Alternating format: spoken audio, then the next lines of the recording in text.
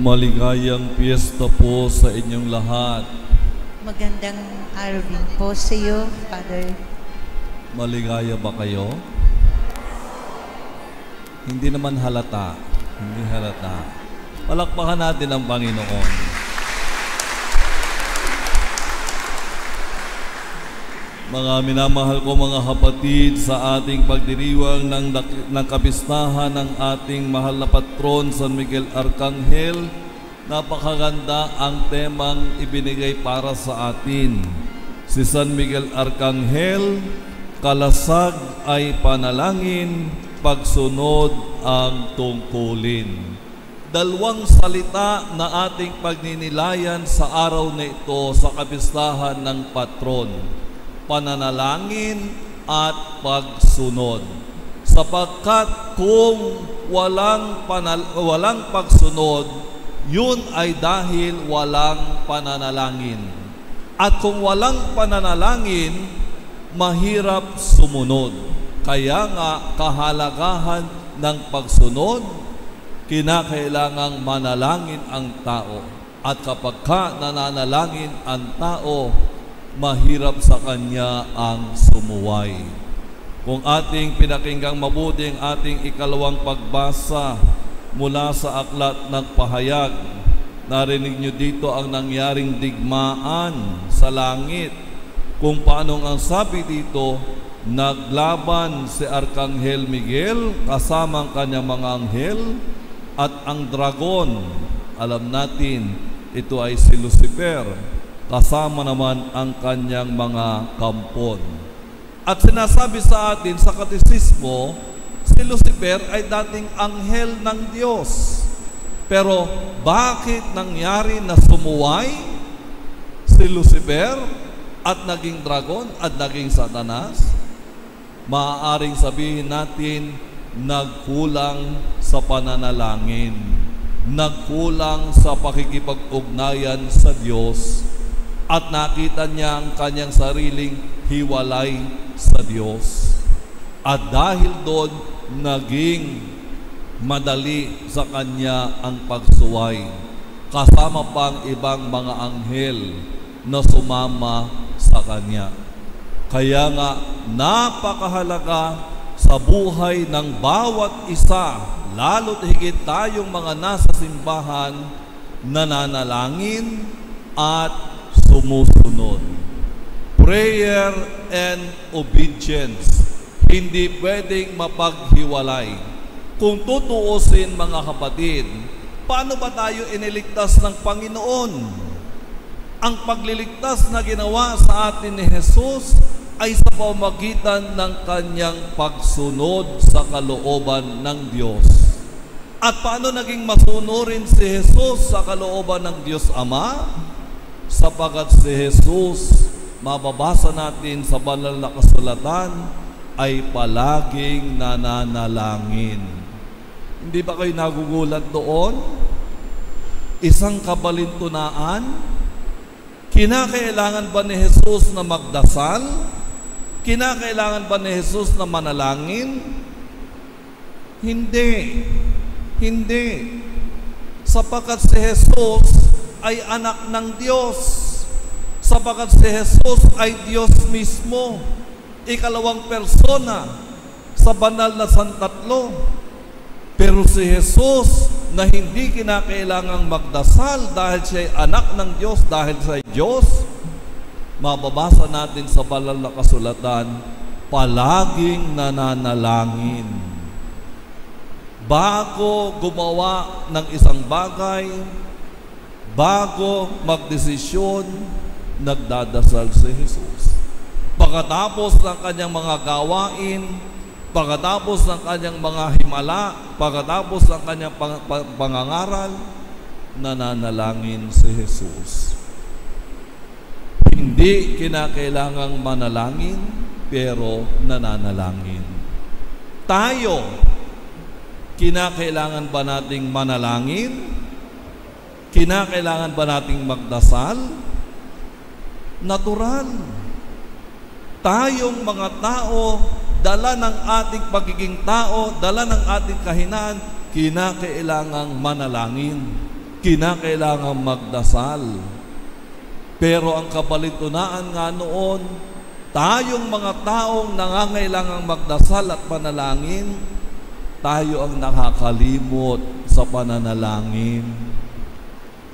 Tayo ang nakakaligtaan at hindi napapahalagahan ang buhay pananalangin. So napakaraming halimbawa. Araw ng linggo, sisimba ka. Sabi mo, tumawag sa iyong kaibigan mo, sabi sa iyo, mag-swimming tayo. Punta tayo sa dagat o kaya dyan sa Pansol. Napakainit kasi, mag-swimming tayo. Sabi mo, ay linggo ngayon sisimba ko. Ano sabi ng kaibigan mo? Linggo-linggo naman nasimba ka Sa isang linggo ka lang sumimba. Ano sabi mo? Sige na nga. Next week na lang akong sa isimba. Isa pa, nagro-rosaryo ka, gabi-gabi. Magro-rosaryo ka na, nagbukas ka ng TV. Pagbukas ng TV, yun yung paborito mo na telenovela. Sabi mo, nako, magro-rosaryo ako. Bukas na nga lang ako magro-rosaryo. Ito na muna papanoodin ko at baka hindi ko na masundan kung ano mangyayari. So kita ninyo, sa napakaraming pagkakataon, ang tao'y dapat manalangin, pero anong unang nawawala sa kanya? Ang pananalangin. Si Jesus na hindi kinakailangang manalangin dahil siya ay Diyos na totoo, pero siya ay hindi nakakalimot manalangin. Kaya nga dahil sa buhay pananalangin, natamo natin ang kaligtasan nung si Jesus ay sumunod sa kalooban ng Diyos Ama. Nang sinabi ni Jesus, mawala sana, hindi ko na sana danasin ang kopang ito ng paghihirap, ngunit hindi ang kalooban ko, kundi ang kalooban ng Diyos Ama. At sa kanyang pagsunod, dahil siya'y nananalangin, natamo natin ang kaligtasan. Kaya nga mula sa pagkakasala ng pagsuway ni Adan at ni Eva, nabawi ni Jesus at ng mahal na Birhen sa kanilang pagsunod. Sa pagsuway ni Adan, nang sinabi ng Diyos, lahat na nasa paraiso'y sa inyo, maliban lamang sa prutas na pinagbabawal, binawi ni Jesus nang siya ay sumunod sa kalooban ng Diyos. Sa pagsuway ni Eva ng kanin niyang prutas na pinagbabawal, nabawi ni Maria nung sumagot si Maria ng oo, mangyari sa akin ayon sa kalooban mo. Kaya nga sinasabi sa banal na kasulatan, si Jesus ang bagong Adan, si Maria ang bagong Eva. Mula sa pagsuway ni Adan at ni Eva, sumunod naman si Jesus at si Maria, at tayong lahat ay naligtas. Kaya yung kahalagahan ng pananalangin upang matuto tayong sumunod. Alam nyo sa mga pari, alam na mga pari kung sino yung mga nananalangin sa kanyang mga parokyano. Sino yung mga nananalangin sa kanyang parokyano? Ay dito yung mga taong madaling sumunod sa sinasabi ng pari.